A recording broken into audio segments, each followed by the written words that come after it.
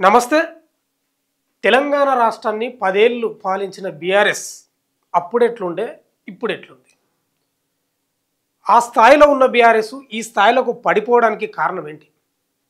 ఈరోజు Jubilee hills ఉప ఎన్నికల్లో కూడా ఓటమి పాలైంది. గెలుస్తాం పక్కా అనుకున్న సీటు కూడా ఓటమి పాలైంది. ప్రీపోల్ సర్వేలన్నీ బీఆర్ఎస్కి అనుకూలంగా ఇచ్చినాయి. ఇక గెలుస్తామనే ధీమతోటో లేకపోతే ఓవర్ కాన్ఫిడెన్స్ తోటో అహంకారంతోటో తెలియదు, కానీ ప్రచారాన్ని 3-4 రోజుల ముందే చేతులెత్తేసారు. ఫలితం ఏంటంటే ఈరోజు జూబ్లీ హిల్స్లో బీఆర్ఎస్ ఓటమి పాలైంది. ఈ ప్రచారం అంతా బీఆర్ఎస్ కేటీఆరే చేసిండు, కేసీఆర్ రాలేదు.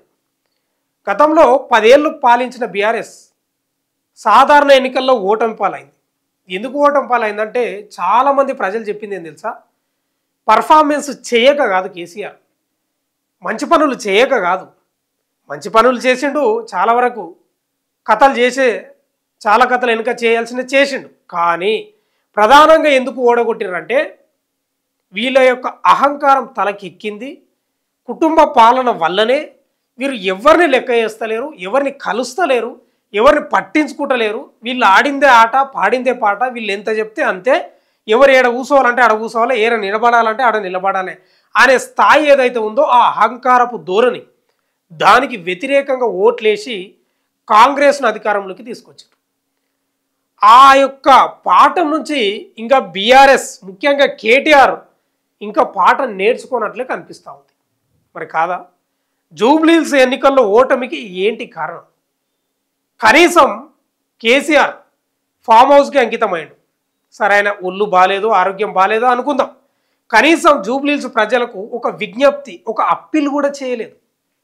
ఓ దండం పెట్టో లేకపోతే ఒక వీడియో విడుదల చేసి కాంగ్రెస్ ప్రభుత్వం చేసిన మోసాలు అనుకోండి, లేకపోతే హామీలు నెరవేర్చలేదు అనుకోండి, ఏదైతే వాళ్ళు ప్రచారం చేసుకుంటున్నారో అదే ప్రచారాన్ని కనీసం అప్పీల్ రూపంలో కూడా కేసీఆర్ చెప్పలేదంటే అహంకారం ఏ స్థాయిలో భరతనాట్యం చేస్తుందో మనం అర్థం చేసుకోవాలి. ఈ కేటీఆర్ గురించి చెప్పాలి. ఇక ప్రచారం అంతా ఆయనే చేసిండు. హరీష్ రావు వాళ్ళ యొక్క తండ్రి గారు చనిపోవడంతో ఆయన రాలేదు ప్రచారానికి, దాదాపుగా రాలేదు. 1-2 రోజులు స్టార్టింగ్లో వచ్చింది అంతే తప్ప ప్రచారం అంతా కేటీఆర్ భుజాల మీద వేసుకొని మొత్తం గల్లీలు చౌరస్తాలు తిరిగిండు. తిరిగి ఒకటే నినాదం చేసిండు, ఒకటే ప్రచారం చేసుకున్నాడు. Rowdy rowdy rowdy family, Naveen Yadav గెలిస్తే పక్క రౌడీజం అవుతుంది, మామూలు వసూలు చేస్తారు, టీ స్టాల్ కాడ, బజ్జీల బండి దగ్గర, ఇట్లా రకరకాల చిరు వ్యాపారుల దగ్గర డబ్బులు దేలేవు అని పైసలు అడుగుతారు, గెలిస్తే మాత్రం రౌడీజమే అవుతుందని లంగ ప్రచారం చేయడం వల్ల కేటీఆర్ చేతుల ఓటమి పాలైంది. అహంకారం కూడా కాసింత కూడా తగ్గనట్లు 100% కనిపించింది. కాదా? వాస్తవంగా కూడా ఒకటే ప్రచారం, వీళ్ళు ఒకటే ప్రజలకు సమాధానం చెప్పడం, వాళ్ళను ఓట్లు ఎట్లా అడగాలనో తెలుస్తలేదు, ఎట్లా ప్రచారం చేసుకోవాలో తెలుస్తలేదు, ప్రజలను ఎట్లా ఒప్పించాలో తెలుస్తలేదు. కేటీఆర్ ఒకటే అహంకారపూరిత ధోరణితో ప్రచారం చేయడంతో పదే నవీన్ యాదవ్ను రౌడీ రౌడీ రౌడీ రౌడీ అనడం ఒకటి, ఏకంగా కేసీఆర్ కూడా ఫామ్ హౌస్లో మీటింగ్ పెట్టుకొని, మనకు ఆ మధ్యకాలంలో పేపర్లల్లో వీడియోలు కూడా వచ్చినాయి, పేపర్లల్లో హెడ్డింగ్లు కూడా వచ్చినాయి, రౌడీ ఫ్యామిలీని ఓడించాలని స్వయంగా కేసీఆర్ పిలిపించాడు. ఎందుకో కానీ జూబ్లీ హిల్స్ ప్రజలు వాళ్ళ మనసు నొచ్చుకున్నారు. ఎందుకంటే వాళ్ళ చిన్న శ్రీశైలం యాదవ్ గతంలో ఏం చేసిండో ఏం కథనో ఎవరికి పెద్దగా తెలియదు. ఇంకా విచిత్రం ఏంటంటే కేసీఆర్ నవీన్ యాదవ్ సపోర్ట్తో ఎన్నో పనులు చేసుకున్నాడు. ఆయన పార్టీలో చేర్చుకున్నాడు, కవిత పెళ్లికి డబ్బు లేకపోతే సాయం చేసినని ఇట్లా రకరకాల ప్రచారాలు ఉన్నాయి. అవన్నీ మర్చిపోయి రౌడీ ఫ్యామిలీని ఓడించండి అని కేసీఆర్ స్వయంగా పిలిపివ్వడం, కనీసం జూబ్లీ హిల్స్ ప్రజలకు ఒక అప్పీల్ కూడా చేసుకోకుండా రౌడీ ఫ్యామిలీని ఓడించాలని ఒకటే స్టేట్మెంట్ ఇవ్వడం, కేటీఆర్ పదే ఆకురౌడీ చిల్లరగాళ్ళు అని రకరకాలుగా ప్రచారం చేయడంతో చేతుల ఓటమి పాలైన.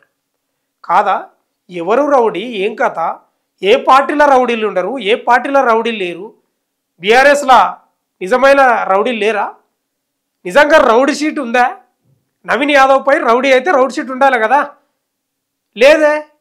అంటే దీన్ని ప్రచారం చేసుకోవడం, కాంగ్రెస్ చేసినటువంటి ఇచ్చిన హామీలు నెరవేర్చలేదని చేసుకోవచ్చు, ప్రజలకు మేమేం చేస్తామని చేసుకోవచ్చు, లేకపోతే ఇంకేదైనా చెప్పి చేసుకోవచ్చు. కానీ కేవలం అహంకారపూరిత ధోరణితో, అహంకారం ఇంకా తగ్గకపోవడంతో ఇక మేమే గెలుస్తామని ఓవర్ కాన్ఫిడెన్స్ తోటి రకరకాల విష ప్రచారం చేయడం వల్ల జూబ్లీహిల్స్ ప్రజలు, ముఖ్యంగా బస్తీ ప్రజలు, మనకు జూబ్లీహిల్స్ అంటే అదే ఆడ జూబ్లీహిల్స్లో బంగ్లాలే కనిపిస్తాయి. అసలైన ఓటర్లు బోరబండ, ఎర్రగడ్డ బస్తీలలోనే ఎక్కుంటారు.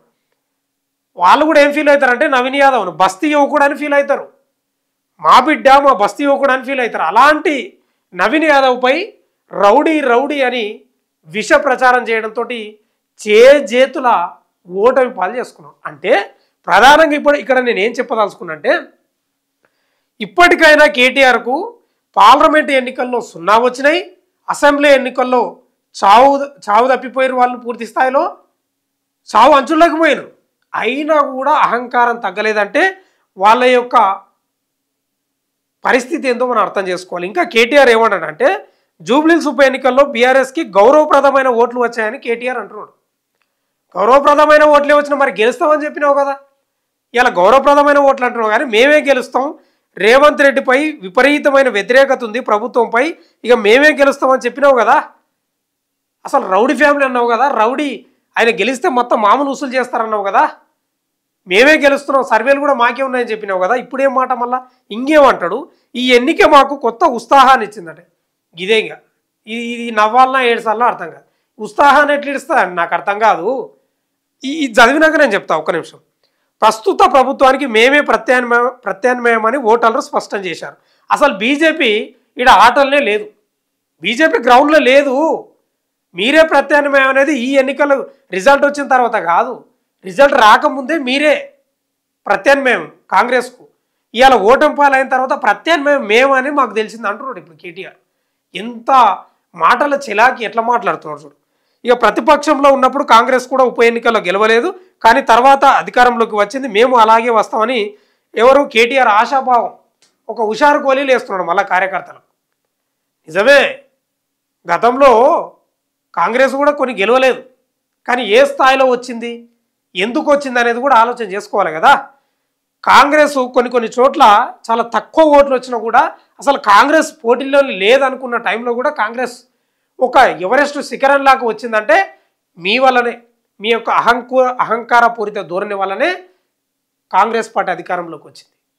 ఇప్పటికి కూడా స్టిల్ నౌ అహంకార ధోరణి ఇప్పటికి పోలేదు, అదే మెయింటైన్ చేస్తున్నారు. ఎవరు, కేసీఆర్ నుంచి కేటీఆర్, ఇక మొత్తం వాళ్ళ ఖాందాన్ మొత్తం. ఇట్లా ఇవాళ కేటీఆర్ ప్రెస్ మీట్ ముందుకు వచ్చి మేమే ప్రత్యామ్నాయం, మాకు తెలిసి వచ్చింది, ఇవాళ మేము ఆనందపడుతున్నాం, మాకు ఉత్సాహంగా ఉంది, మాకు బీజేపీ అనుకున్నాం ఇన్ని రోజులు ప్రత్యామ్నాయం కాంగ్రెస్కు, ఇవాళ మేమని మాకు తెలిసిందని ఎవరో చిన్నపిల్లలకు చెప్పినట్టు చెప్తున్నాడు ముచ్చట్లు.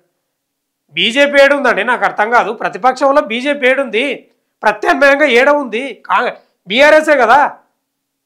అంటే కేటీఆర్ కూడా ఎక్కడ ఒప్పుకోడు, ఓటమిని ఒప్పుకోడు. ప్రధానంగా 2 విషయాలు ఇక్కడ నేను చెప్పదలుచుకున్నాను.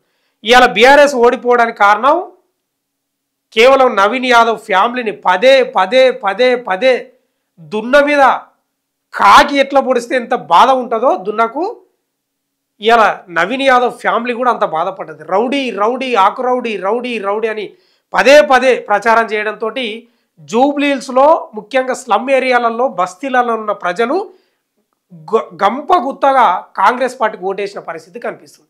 ప్రధానంగా ఇక్కడ కేటీఆర్ నేర్చుకోవాల్సింది ఏంటంటే, అహంకారం అనేది తగ్గించుకోకపోతే ఇంకా భారీ స్థాయిలో ఓటమి తప్పదని జూబ్లీహిల్స్ ప్రజలు హెచ్చరించిన పరిస్థితి కనిపిస్తుంది. ఇంకో మాట అన్నాడు, జూబ్లీహిల్స్లో వచ్చిన ఎన్నిక జూబ్లీహిల్స్ భవిష్యత్తు కాదు, తెలంగాణ భవిష్యత్తు అని చెప్పిండు. ఇంకా ఆడ కంటోన్మెంట్ పోయింది, ఇక్కడ జూబ్లీహిల్స్ కూడా పోయింది.